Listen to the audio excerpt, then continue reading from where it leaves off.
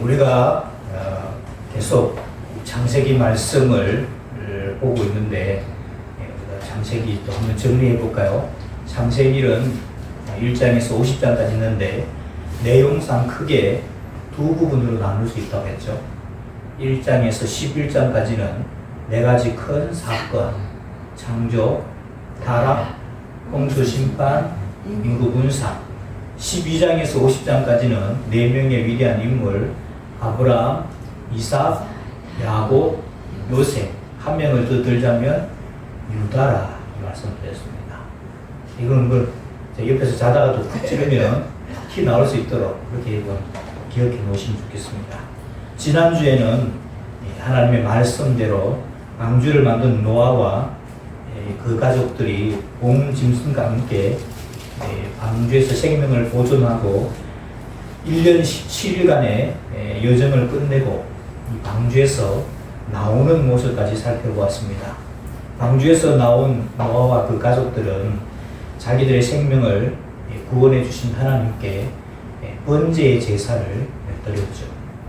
하나님께서는 홍수 이후에 생존한 사람들에게 생육하고 번성할 것을 복으로 말씀하셨습니다. 그리고 오늘 우리가 읽은 말씀에는 하나님께서 노아와 그 가족 또 모든 생명들에게 미칠 중요한 약속을 말씀하십니다. 그래서 오늘 말씀의 제목이라고 할 수 있는 무지개 언약을 말씀합니다. 성경에 언약이라는 말이 최초로 나오는 것이 창세기 6장에 나오는데 노아에게 말씀하시면서 이 언약이라는 말이 처음으로 나옵니다. 그래서 쉽게 이 언약이라는 말을 우리가 사용하는 말로 바꾸면 약속이라는 말입니다. 약속. 언약이라고 하지만 약속이라고 하면 우리가 쉽게 이해가 될 겁니다. 약속하시는 하나님. 성경은 온갖 약속들로 가득 차 있습니다. 성경을 우리가 크게 두 부분으로 나누면 구약하고 신약이죠. 그래서 여러분 성경 보시면 앞부분에 검은색으로 되어 있는 부분이 구약이고요. 빨간색으로 되어 있는 부분이 신약이죠. 그 구약하고 신약을 나누는 기준이 뭐냐? 예수님이 오시기 전이면은 구약, 예수님이 오시면은 이제 오시고 예수님과 그 이후에 삶을 기록하면 신약입니다. 그래서 구약하면 옛날 약속, 신약하면 새로운 약속, 전부 다 약속입니다. 약속. 그래서 여러분 약속이 중요한 거예요. 약속이. 사람들이 타락을 하고 죄인이 되었어도 여전히 하나님께서는 약속을 하십니다. 사람들에게 약속을 하시는 것이죠. 그래서 약속이라는 것은 인격 대 인격끼리만 가능한 겁니다. 인류가 사용하는 모든 것은 다 약속이라고 할 수가 있습니다. 시간도 약속이고, 우리가 11시에 예배 시작합니다. 이것도 약속이죠. 약속입니다. 우리가 사용하는 말도 다 약속이라고 할 수 있죠. 이것은 입이다. 이거는 마이크다. 이거 다 약속된 겁니다. 그 약속이 되니까 이게 서로 의사소통도 되고 말이 되는 것이죠. 그래서 약속이라는 것은 인격끼리만 가능합니다. 개하고는 약속이 됩니까? 안 됩니까? 개하고는 약속이 안 됩니다. 그래서 이런 목사리를 해서 목사리 줄을 해가지고 끌고 다니거나 메어 놓습니다. 돼지하고는 약속이 됩니까? 안 됩니까? 돼지하고 약속이 안 돼요. 야, 너 돌아다니지 말아라. 하는데 풀어놓으면 자기 마음대로 돌아다닙니다. 그래서 어쩔 수 없이 우리에다가 가둬 놓을 수밖에 없는 것이죠. 소하고는 약속이 됩니까? 안 됩니까? 안 됩니다. 너 곡식 절대로 뜯어먹으면 안 된다. 눈만 끔뻑끔뻑하죠. 풀어놓으면요, 곡식이고 뭐고 채소고 다 뜯어먹어버립니다. 그래서 어쩔 수 없이 코를 뚫어가지고 코를 뚫어서 줄을 매가지고 주인이 원하는 대로 끌고 다니는 겁니다. 그래서 역시 약속이 된다는 것은 인격체끼리만 가능한 겁니다. 근데 인격체라고 해도 너무 약속을 안 지킨다. 그러면 어떻게 되죠? 너는 약속을 안 지키니까 안 되겠다. 그래서 손에다가 뭐 수갑이라든지 오락줄을 해가지고 사회에서 격리시켜가지고 따로 수용을 합니다. 약속을 너무 안 지킨다. 그렇게 하는 것이죠. 그래서 여러분, 우리의 사회에서는 이 약속이라는 줄로 매겨져 있습니다. 그래서 여러분, 인격을 끌 수 있는 줄이 두 가지 줄이 있다고 그랬죠. 그 첫 번째 줄이 이 약속의 줄입니다. 오늘 주일 예배 11시에 예배 드린다. 약속되어 있기 때문에 그 약속의 줄에 끌려서 여러분들 지금 여기 와서 앉아 있는 겁니다. 그래서 저나 여러분이나 누구든지 간에 보이지 않는 그 약속의 줄에 딱 매여서 그 줄에 끌려서 다니고 있는 겁니다. 지금도 마찬가지죠. 그리고 두 번째 여러분 인격을 끌 수 있는 줄이 사랑의 줄이죠. 사랑의 줄. 우리 주님의 사랑이 우리를 강권하십니다. 그 사랑에 이끌려서 또 우리가 인격된 사람들이 움직일 수 있는 것이죠. 그래서 오늘은 이 약속이라는 것인데 이 약속은 크게 또 두 가지로 나눌 수가 있습니다. 이 갑과 을, 우리가 보통 그 약속을 하잖아요. 갑과 을 두 약속을 하는데 그 양쪽 다 의무가 있을 경우에는 쌍무적인 약속입니다. 우리 인간사에서 하는 약속들은 다 이 쌍무적인 약속이죠. 내가 이렇게 하면 너도 이렇게 해라. 이게 이름은 쌍무적인 약속입니다. 그런데 한쪽에만 의무가 있는 또 편무적인 약속도 있어요. 오늘 우리가 살펴볼 이 무지개 언약은 이 하나님 편에서만 의무가 있는 편무적인 약속이라는 것을 우리가 알 수가 있습니다. 오늘 우리가 읽은 말씀 본문을 보겠습니다. 창세기 9장 8절 말씀이죠. 이런 본문 잘 따라오시기 바랍니다. 창세기 9장 8절 말씀. 하나님이 노아와 그와 함께한 아들들에게 말씀하여 이르시되, 그 약속은 주로 말로 하는 겁니다. 우리 계약하는데 말도 안 하고 글로 했는데, 글도 여러분 크게 보면 말이죠. 언어예요. 말. 그래서 성경은 대체로 하나님께서 사람들에게 찾아오셔서 말씀을 하신 겁니다. 그게 약속을 맺는 방식이죠. 9절, 내가 내 언약을 너희와 너희 후손과 너희와 함께한 모든 생물고 너희와 함께한 새와 가축과 땅의 모든 생물에게 세우리니 방주에서 나온 모든 것 곧 땅의 모든 짐승에게니라. 여러분, 약속이라는 것은 인격체끼리만 가능하다고 했죠. 하나님께서 약속을 하시는데 너희와 너희 후손, 노아와 노아 후손에게 약속을 하지만 그 약속을 받는 혜택은 모든 생물에게까지 다 미친다는 겁니다. 그래서 여러분, 약속에 포함되어진 거죠. 모든 생물들이 하나님과 노아와 그 후손들과 맺는 그 무지개 언약에 다 포함되어져서 모든 생물에게 다 미친다는 겁니다. 11절, 내가 너희와 언약을 세우리니 다시는 모든 생물을 홍수로 멸하지 아니할 것이다. 땅을 멸할 홍수가 다시 있지 아니하리라. 하나님이 이르시되, 내가 나와 너희와 함께하는 모든 생물 사이에 대대로 영원히 세우는 언약의 증거는 이것이니라. 그래서 11절 말씀이 하나님과 노아와 그 후손들과 맺은 무지개 언약의 내용이라고 볼 수가 있습니다. 그래서 다시는 모든 생물을 홍수로 다 한꺼번에 멸하는 이런 일은 하지 않겠다. 이게 하나님의 약속인 것이죠. 그러니까 하나님께만 약속의 의무가 있는 겁니다. 그렇죠. 이거 우리 인간들이 무지개 언약에 대해서 이러쿵저러쿵 또 지켜야 되고 이런 거 없는 겁니다. 하나님께만 약속의 의무가 있는 것이죠. 그냥 믿고 받아들이면 되는 것입니다. 그래서 노아와 그 후손에게 세우신 그 무지개 언약은 하나님께만 의무가 있는 편무적인 약속입니다.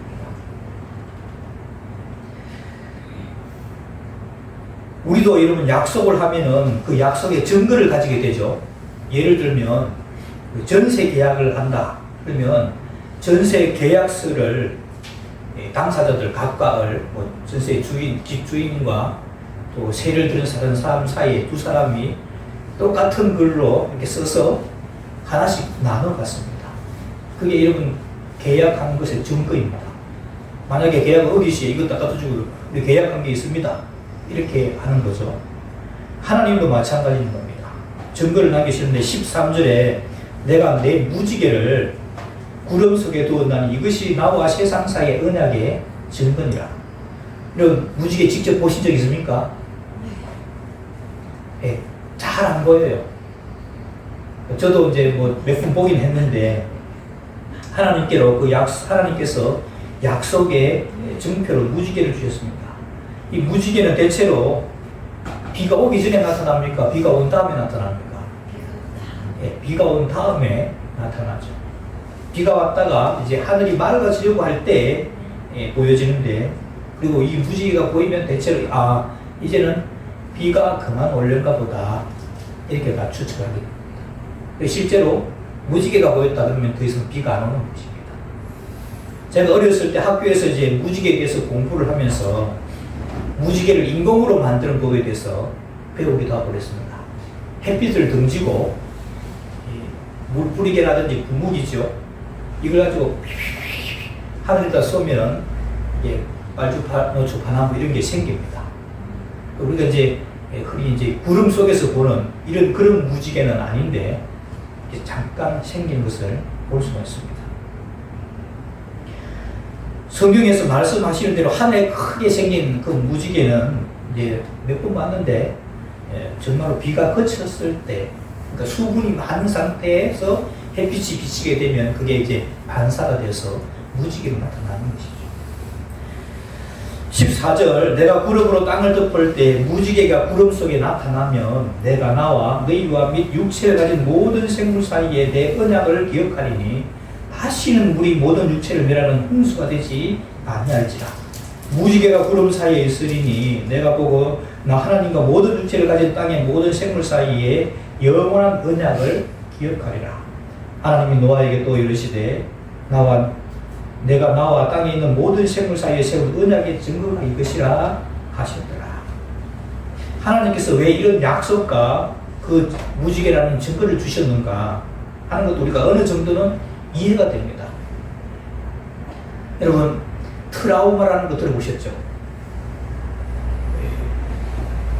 그 다음에 큰 교통사고라든지 이런 사고를 난 다음에 그 뒤에 나타나는 증상도 PTSD라고 합니까?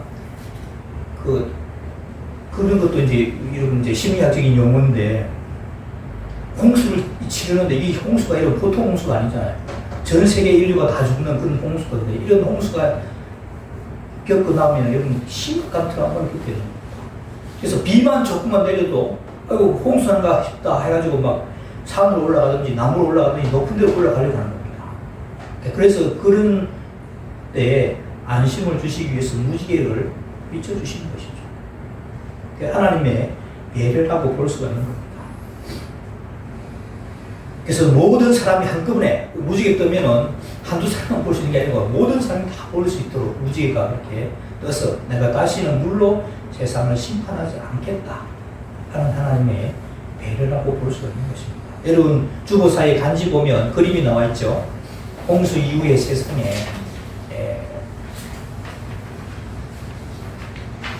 좀 그럴듯하게 그렸죠. 뿌리 덮은 그 칙칙한 그 홍수 이후의 세상에 하나님께서 이제 무지개를 비춰주셔서 다시는 홍수로 세상을 멸하지 않겠다 하는 걸 보여주십니다. 자, 18절 말씀 봅니다. 방주에서 나온 노아의 아들들은 셈과 함과 야벳이며 함은 가나안의 아버지라. 노아의 이 세 아들로부터 사람들이 온 땅에 퍼지니라. 우리가 여러분 다음 시간에 10장에서 살펴보겠지만은 우리가 성경을 믿고 노아 홍수 사건을 믿는다면은 노아의 아들들 셈과 함과 야벳에 의해서 전 세계로 인류가 퍼져나갔다는 사실도 믿을 수 있습니다. 그래서 여러분, 이거 이제 그 노아의 후손들을 살펴보면 이 사람들이 어느 집과 어느 민족이 되었고 어느 구성이 되었다, 이게 다 나와요. 거기에 보면 여러분 호모 에렉투스라든지 호모사피엔스라든지 크로마뇽이라든지 이런 게 나올 리가 없어요. 우리가 지금 과학적인 사실이라고 여러분 우리 학교 학생들 다 배울 텐데 그런 일이 나올 리가 없는 겁니다. 그래서 여러분 우리가 성경 말씀을 믿고 배우게 되면 세상에서 배운 것들이 엉터리한 것들을 우리가 알 수가 있는 겁니다. 이것은 이제 다음 시간에 더 말씀드리겠습니다. 20절 말씀. 노아가 농사를 시작하여 포도나무를 심었더니 포도주를 마시고 취하여 그 장막 안에서 벌거벗은지라. 최근에 러셀 크로우 주연의 노아라는 영화가 나왔습니다. 그러니까 최근이라고 하는데 그건 좀 몇 년 됐더라고요. 인터넷 찾아보니까 2019년도에 노아라는 영화가 나왔습니다. 안 보신 분들 한번 꼭 보시기 바랍니다. 그 영화를 보면서 제가 눈여겨봤던 것이 이 러셀 크로우가 나오는데 그 노아의 주인공에 대한 심리 묘사였습니다. 노아의 인간적인 면을 참 부각시켰더라고요. 노아가 겪은 이 홍수 사건이 엄청난 사건이잖아요. 아까도 말씀드렸지만 자기의 형제, 친척들 그리고 친구들 한꺼번에 다 잃었습니다. 그 노아가 홍수 사건을 겪은 후에 혼자서 많이 괴로워하는 그런 모습을 그 영화에서 잘 담아내고 있습니다. 힘들어하다 혼자서. 그 괴로움 때문에 아마 우리 이제 성경에서는 그 이유를 말씀하지 않지만 포도나무 농사를 짓고 포도주를 마셨다는 것입니다. 그런데 괴로워서 그런지 어쩐지 좀 많이 마셔서 취할 정도가 됐다는 겁니다. 인사불성이 될 정도로 마셨다는 것이죠. 현재 우리 기독교, 특히 우리 개신교에서는 술을 금하고 있습니다. 가톨릭 신부들은 술을 마시지만 목사들은 안 마시죠. 왜 그렇게 했느냐? 초창기 선교사들이 한국 사람들을 보고 그렇게 한 겁니다. 한국 사람들이 한번 감정에 있게 이끌리면 주체할 수 없이 술을 마셔버립니다. 술을 마시되 배가 부를 때까지 마시는 게 우리 한국 사람들입니다. 기분 좋아서 마시고 기분 나빠서 마시고 화난다고 마시고 즐겁다고 마시고 뭐 이유를 찾아서 막 술을 마시는데 얼마나 마시는지. 그래서 이번 술 마시면은 막 술배가 나오고 그런다 하죠. 왜? 배가 부르고 마시니까 그렇게 되는 거예요. 그리고 우리 한국 사람들은 2차, 3차, 4차 이렇게까지 가는 겁니다. 그래 누구 한 사람 죽을 때까지 가는 것 같아요. 그래 저는 초창기 한국에 온 선교사들이 한국 기독교인들은 술을 마시지 말게 한 거 잘했다고 생각합니다. 그거라도 다른 종교와 구별되는 점이 있어야 돼요. 예수 믿는 사람들은 술은 안 마시더라. 이거라도 구별할 수 있어야죠. 서양 기독교에서는 포도주도 마시고 교회 다니면서도 포도주도 마시고 또 뭐 술도 마십니다. 근데 그들이 마시는 술은 거의 한두 잔입니다. 한두 잔. 뭐 여러분 큰 잔에 한 잔 했으면 그거 가지고 뭐 계속 대화하면서 조금씩 이렇게 마셔요. 우리 한국 사람들 배가 그렇도록 그렇게 안 마시는 겁니다. 그래서 웬만해서는 한국 사람들처럼 이성이 마비되기까지 술을 잘 안 마시는 편입니다. 그러니까 술 마시는 거 허용하죠. 오늘 노아는 정말로 힘들고 괴로워서 그런지 술을 마시고 취하여버립니다. 술을 마시게 되면 언젠가는 이성이 마비되도록 마시게 되고 그렇게 되면 반드시 실수하게 되어 있습니다. 술 마시는 사람, 나는 술 한 잔, 두 잔밖에 안 마시지 절대로 안 취합니다. 감정에 휩싸이게 되면 반드시 술 많이 마시게 되고 실수하게 됩니다. 오늘 본문의 노아도 술을 마시니까 결국 실수하는 겁니다. 22절에 보니까 가나안의 아버지 함이 그의 아버지의 하체를 보고 밖으로 나가서 그의 두 형제에게 알림해 셈과 야벳이 옷을 가져다가 자기들의 어깨에 메고 뒷걸음쳐 들어가서 그들의 아버지의 하체를 덮었으며 그들이 얼굴을 돌이키고 그들의 아버지의 하체를 보지 아니하였더라. 노아가 술이 깨어 그의 작은 아들이 자기에게 한 일을 알고 이에 이르되 가나안은 저주를 받아 그의 형제의 종들의 종이 되기를 원하노라. 이 노아가 술을 마시는데 좀 열이 많이 올랐던 것 같아요. 그래서 옷을 다 훌르덩 벗었다는 겁니다. 근데 여러분 이제 여기서 의문이 드러나는 점이 있습니다. 여러분들은 의문이 들지 않는지 모르겠는데 저는 의문이 생깁니다. 오늘 본문을 보면은 누가 잘못한 걸로 되어 있어요? 자, 노아가 뭐 실수했으니까 실수한 걸 놔두고 셈, 함, 야벳 그리고 가나안 누가 잘못했어요? 여기 누가 잘못한 걸로 나왔습니까? 함이 잘못한 걸로 나와 있죠. 그런데 저주는 누구에게 지금 내려요? 누구에게 저주가 내립니까? 뭐 읽어봤잖아요. 눈 뜨고 있는데 왜 몰라? 누가 저주를 받아요? 함의 아들 가나안이 저주를 받습니다. 그렇죠? 25절에 가나안은 저주를 받아 그의 형제의 종들의 종이 되기 이르노라. 이상하잖아요. 잘못은 함이 한 것으로 되어 있는데 저주는 함의 아들 가나안이 저주를 받는다는 거예요. 이상하지 않아요, 여러분? 그게 이상하다고 이야기하셔야 돼요. 잘못한 건 함이 잘못했는데 왜 가나안이 저주를 받지? 이게 이런 의문점들이 들으셔야 됩니다. 성경을 그냥 대면대면 보지 말고 자세히 보면 이게 보이게 되는 거죠. 왜 이런 일이 생겼을까? 성경은 이런 일에 대해서 이제 대체로 침묵하고 있지만 우리가 미루어서 추측을 해볼 수가 있습니다. 노아가 술이 취해서 벌거벗은 것을 누가 맨 먼저 발견했을까? 아마도 손자인 함의 아들인 가나안이 발견하고 아버지 함에게 얘기했다고 보는 겁니다. 그러면 이제 우리가 이해가 되죠. 처음 발견한 게 가나안이었다는 거예요. 손자. 그래서 아버지한테 이야기를 한 거죠. 그러니까 보통 같으면 어떻게 했겠어요? 함이 들었으면 그런 하고는 옷을 가지고 와서 아버지의 그 하체를 가려주면 되잖아요. 그렇게 벗었으니까 덮어주고 그랬으면 아무 일도 없고 끝났을 일입니다. 조용히 넘어갔을 일이에요. 근데 문제는 함에게 이야기하니까 함이 형제들에게도 다 알려버립니다. 온 가족이 다 알게 된 거예요. 그랬더니 이제 셈과 야벳이 덮을 것을 가지고 와서 자기는 뒤꿈치 가지고 와서 이렇게 덮어주었죠.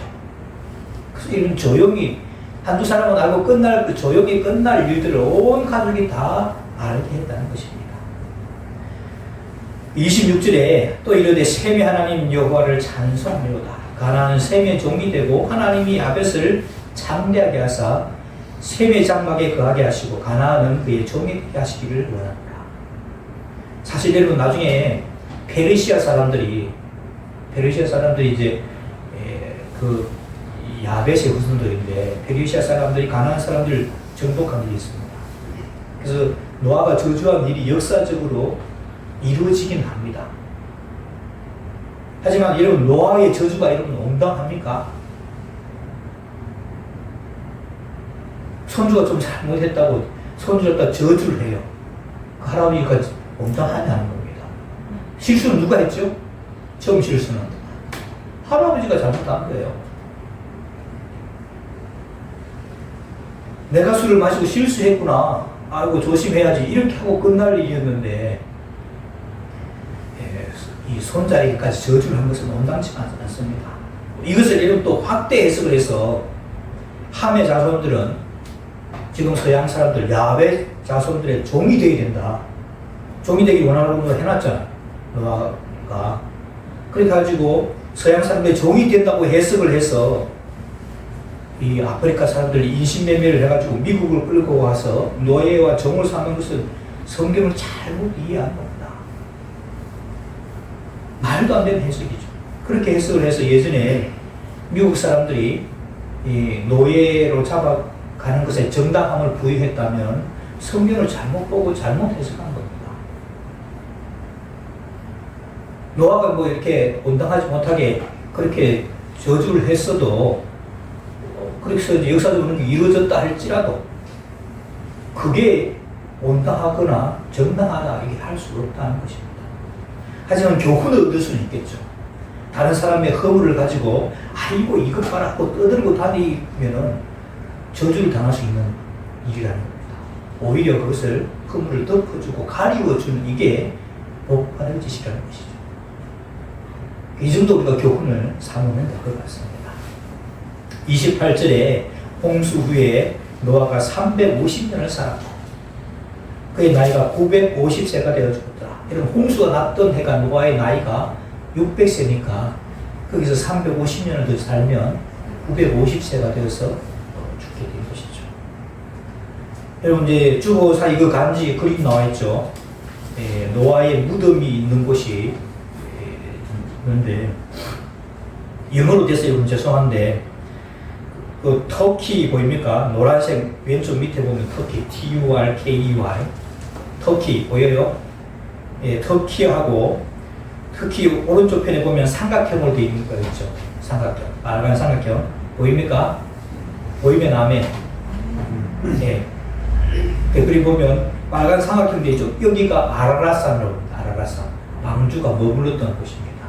거기서 나와가지고 그 주위에서 살았다고 보는데 이제 터키 바로 옆에 오렌지색으로 된 거기가 아르메니아입니다. 아르메니아 들어보셨죠? 아르메니아. 그리고 이제 그린 색깔로 되어 있는 거 같이 붙어 있는 아르메니아하고 붙어 있는 그린 색깔로 되어 있는 게 아제르바이잔입니다. 보입니까? 이 좀 길죠? 아제르바이잔이라는 곳인데 이 아제르바이잔하고 이 아르메니아 막 싸움을 많이 영토 분쟁이 많이 있었는지 아제르바이잔 밑에 이런 빨간색으로 되어 있는 거 있죠? 그거 빨간색 되어 있는 그 부분도 아제르바이잔 땅입니다.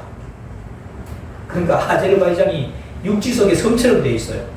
같은 나라인데 섬처럼 되어 있습니다. 그래서 이 아제르바이잔 섬처럼 되어 있는 그곳에 빨간 동그라미 있죠. 거기가 노아의 무덤이 있는 곳이라고 추정합니다. 가명으로 있는지 아니면 실제로 있는지는 모르겠지만은 노아의 무덤이라고 추정하는 곳이 거기에 있습니다. 그래서 터키하고 이란, 아르메니아 그리고 그 사이에 아제르바이잔이라는 나라에 지금 노아의 무덤이 있다고 보는 것이죠. 그래서 여러분 오늘은 노아의 홍수 이후에 다시는 내가 물로 세상을 심판하지 않겠다 하는 하나님의 약속, 그 무지개의 약속을 받았음을 우리가 말씀을 통해서 살펴보았습니다. 하나님께서는 죄를 지은 인간들이 어쩔 수 없어 죽이셨지만은 그들을 불쌍히 여기시고 그들의 죄 때문에 다시는 세상 전체를 심판하지 않겠다는 약속의 무지개를 주신 것을 우리가 말씀을 통해서 살펴보았습니다. 그래서 이런 노아의 홍수는 실제 사건이고 죄의 결과가 얼마나 무서운 것인가 하는 것을 다시 인식할 수 있기를 바랍니다. 기도하겠습니다. 하나님 아버지, 노아가 순종함으로 방주를 지어 세상을 심판할 때 살았고 이후에 새로이 시작되는 세상에 새로운 시조가 되었음을 말씀을 통해서 살펴보았습니다. 또한 하나님께서는 홍수로 세상을 쓸어버렸지만 그들을 불쌍히 여기시며 무지개로 약속하신 내용도 살펴보았습니다.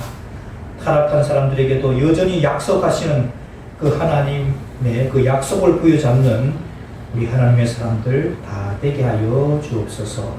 예수님의 이름으로 기도하옵나이다. 아멘.